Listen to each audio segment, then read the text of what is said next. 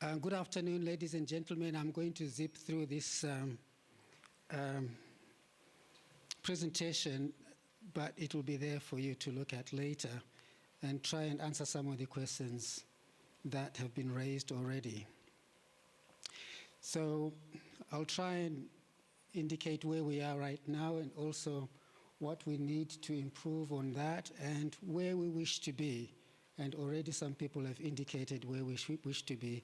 And the approaches, the standard classical approaches for STI management include etiological, clinical assessment, where we think we know what we're looking at, and syndromic management, and presumptive treatment, where we use that for partners of people presenting with STIs, for example, without actually identifying the STI.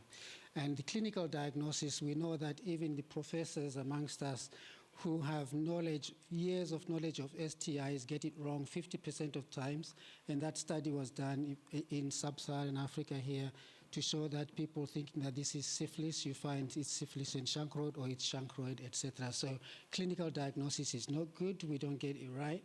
The etiological diagnosis is ideal, and it identifies the organism. And we're going to find out whether we are ready for it in Africa or not. But it's expensive, it's time-consuming, and also it misses mixed infection unless you have a multiplex tool that we will talk about in a short while. So the syndromic management has been talked about already. Just a quick review of what it is. You classify the main causative agents of a particular syndrome, and you treat that syndrome for all those, you treat the organisms that are responsible for this syndrome, particularly the important ones. But there is over-treatment. There's great over-treatment in syndromic management, and also we miss some of the mixed infections. And the syndromic management was never intended for asymptomatic infection, and so the patients that presented with GUD, but they had gonorrhea and chlamydia, obviously the syndromic management was not going to cover them because there's no syndrome to cover. The commonly encountered syndromes that in most guidelines are urethral discharge, genital ulcer, and vaginal discharge, and the other ones are sequelae of those if they're not treated properly. And the flow chart characteristically looks like this. So you would take the history, examine the patient, and if you find a discharge, you would treat. And for Zimbabwe here, the treatment, this is the Zimbabwe algorithm. You treat for gonorrhea and chlamydia, and if they still persist, you may continue and treat for trichomonas and mycoplasma genitalium. So that's what it looks like. Now, so the question has been asked, so let's try and answer that. What I am calling the second generation syndromic diagnosis approach, where after you do your risk assessment, maybe incorporate a rapid diagnostic test if you can get one. So yes, it has to be reviewed because it's not working properly. It's reached its limit of usefulness, and we need to review some of the areas where the syndromic management does not work, particularly in the genital ulcer disease and also mainly in the vaginal discharge syndrome. The other thing that I just want to highlight, I'm not going to talk about it, is that when you talk about urethral discharge, and we've seen here that most of the men in Zimbabwe are still infected with gonorrhea. And the red classes of antibiotics there are the antibiotics that globally, and Zimbabwe of course as well, we cannot use anymore for gonorrhea. There's high resistance to those. And the blue ones, they can still be used, pectinomycin, but it's not readily available. And ceftriaxone and cefixime are the only ones that are really globally used now for the treatment. And in Zimbabwe here, we still use kanamycin. It was shown in the last study in 2010 to be still effective. And in Malawi, they use gentamicin. So there's still a role for that. But globally, we can see already that the gonococcus is building up resistance. It's not resistant yet, but it's building up resistance to the cephalosporins. So if you see the dots there, that's where treatment failures have already been reported using oral cefixime. And so soon we're going to run out of the medication to treat simple gonorrhea. I'll come back to that. What about the tests? Well, the technologies exist. So we do have some tests that are there that can be regarded as rapid diagnostic tests for gonorrhea and chlamydia and also for trichomonas.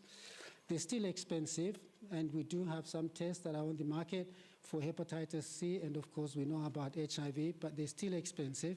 And the performance has been reasonably acceptable, but most of those are still worse than the syndromic management in terms of sensitivity and specificity. So this was a field trial of one of the tests in Brazil. So you can see the sensitivity is 60% here in Brazil and 70% in Benin. So the question of can we replace that with the current tests, can we replace the syndromic management, comes to how much success will you have if you have a sensitivity of 70%. So the cost and performance in summary of gonorrhea and chlamydia is that they're still expensive, the sensitivity is still low, so we're probably not quite ready for these two tests yet. That will go into that second generation syndromic management. But we do have other tests which cannot be used at the point of care level. And this is where we come in, and I'll talk about the example or the experience in Zimbabwe of the Cepheid Gene-Xpert. It's a modular cartridge-based platform for testing a lot of organisms using the nucleic acid amplification method, and so it's pretty good, and it runs itself internally, so there is minimum contamination, and those people working in the TB arena are very familiar with this Gene-Xpert, but not so much in gonorrhea and chlamydia. This is a published study by Gados et al., which showed that in a multi-center trial, when they used the Gene-Xpert and compared it to the gene probe, which you've heard already about, and the PropTech, the results were remarkably encouraging, but it's not a point of care test. So you can see the sensitivity is very, very high, 98, 99% specificity for chlamydia in vaginal swab, and for urine, chlamydia in men, and for urine in women for chlamydia, and also endocervical swabs. So high sensitivity and high specificity. And for gonorrhea, the same, almost unbelievable, 100%. So it's performing very well in these studies that it can be used to detect gonorrhea and chlamydia. And courtesy of Dr. Kees Rittmeyer, this is a slide he prepared for me, and I took it from him just to show you the results of those studies that he was talking about. And again, you can see here that the performance of the Gene-Xpert compared to the MPCR and the PropTech are quite high sensitivity and high specificity for both gonorrhea and chlamydia. And that's the next. So we do have that. So in summary, just summarizing those, I haven't finished yet. In the multi-center study by Gados, it looks like the Gene-Xpert can be used for diagnosis of symptomatic patients and also for screening asymptomatic patients, because their patients included symptomatic and asymptomatic patients, and it picked up the gonorrhea and chlamydia very nicely and compared very well with the other nucleic acid amplification tests. And in Zimbabwe here, as you've just heard, some patients with GUD but asymptomatic for genital discharge were found to have significant gonococcal and chlamydial infections. So the Gene-Xpert could be used for detecting or screening for STIs in those, for gonorrhea and chlamydia in those patients presenting with genital ulcer disease. Now, if we look at genital ulcer disease, as I've said already, it's difficult to tell which is which. The one on the right with a gauze there turned out to be a squamous cell carcinoma. It wasn't an STI, proven on histology here in Zimbabwe. And the others can be chancroid, can be syphilis, can be herpes. So we do have these tests that can help us, but you can see they're not point-of-care tests. They're all lab-based tests. And to compound the problem, and as you've heard from this, the study in Zimbabwe, globally now genital ulcer diseases are predominantly herpes simplex virus type 2. So when we treat for chancroid and we treat for syphilis, and we're going to miss the chunk of the cause of those genital ulcers, which is HSV2. So we need to think about that, and that's why the syndromic management has got a problem. And at the moment, we don't have many tools, many tests to use to help us with the GUD syndrome. This is the TPHA equivalent current rapid test for syphilis screening, and that's what's used in Zimbabwe now. We're not using the RPR, and it's a TPHA-based test, and you can see how it works, where you put in the samples and the buffer, and then if you have one line, that means that's it's worked. Okay, it's a valid test. If you have 2 lines, then you have a positive. And classically, ideally, the conventional diagnostic method for syphilis would be an RPR followed by a treponemal test, i.e. TPHA equivalent, and if both are positive, you treat for syphilis. But what we're doing at the moment, and this is happening more and more globally, is that the RPR, because of the difficulty in using it as a rapid test, has been skipped. So we're going actually directly to the rapid syphilis test, which is a TPHA equivalent, and we're treating based on that. So that needs training on how to interpret the results of that, because some of those positive tests are actually old, treated, etc., syphilis, because the treponemal antibodies are serofast. Okay. However, in the pipeline, there is going to be a dual test that's already been tested in the field that includes a cardiolipin antigen spot, which is equivalent to the RPR, and would work like this. You put in your sample buffer, etc., and if you have 1 spot, it's non-reactive test. If you have 2 spots, that means only the cardiolipin test has reacted, i.e. the RPR positive.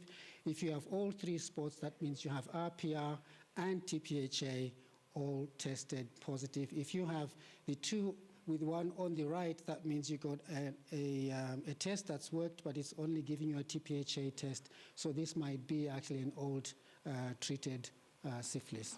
And this has been field tested, courtesy of Ron Ballard from CDC. I borrowed this slide.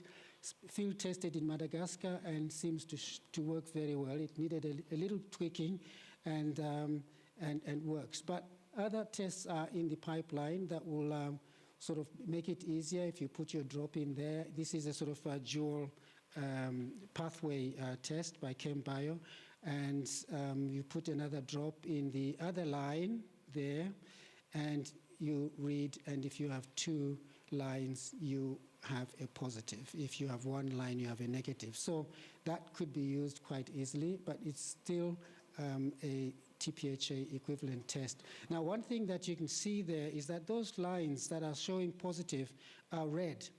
And some of the experiences in the field testing of these cartridges are that if you have a man who is colorblind and cannot see red, they can't see these lines. So they will consistently write negative when in fact the lines are there. So to overcome this, you could have a handheld, so you put your cartridge at the bottom there, bottom left, you put your cartridge in and it gives you a reading on the right. So that will sort of be used by, can be used by people who are colorblind. Or you could have a fluorescent technology that shows the lines with fluorescent light. So those are in the pipeline, but they're still a long way away. And then there are some, still a long way away. And then there are some dual tests that will test for syphilis and HIV at the same time. And some of these have been field tested. This was in China, I think. No, this was a submission to WHO for pre-qualification. But these results were by the manufacturers. But it was field tested in China and shown that the tests actually do work. But we need more time to bring them into the world, as it were. So the sensitivity for both HIV and for TPHA equivalent is high, and the specificity is high. So what we need for the future is a small thing that you hold in your hand that tells you that you've got gonorrhea or chlamydia or HSV2, and hopefully maybe something that you can put under your tongue so that if you kiss somebody, you can quickly excuse yourself, go and have a look, and if it changes color, you say, not today, please, or something like that. That would be nice. And so here we give we're going to have this problem where we do have the Gene-Xpert, but the Gene-Xpert takes less time and requires fewer pathogens. However, it's not point-of-care test. And the point-of-care tests that we have in existence take time. They can be rapid. They are truly rapid in that you can do it in under 30 minutes, but they require more concentrations of organisms for you to work with them. So we still have a long way to go before we replace the syndromic management totally. And here I just wanted to say that if we're going to select any tests that are coming, we still have to go to basics. The cost, the test performance, the stability, need for additional supplies, how are we going to afford it or not, what type it is, how are we going to train our healthcare providers, does it require a lot of complicated training, and is the result going to be easily interpreted, and will it be approved in your country in terms of regulatory measures, and what are the quality assurance mechanisms in place, because any test is as good as the person that's doing it. And the future is to try and have a multiplex platform that you put the things in and it gives you out an array of STIs, but we're not there yet. So we can discuss whether or not we are ready for etiologic diagnosis in Zimbabwe or in Africa or not, based on those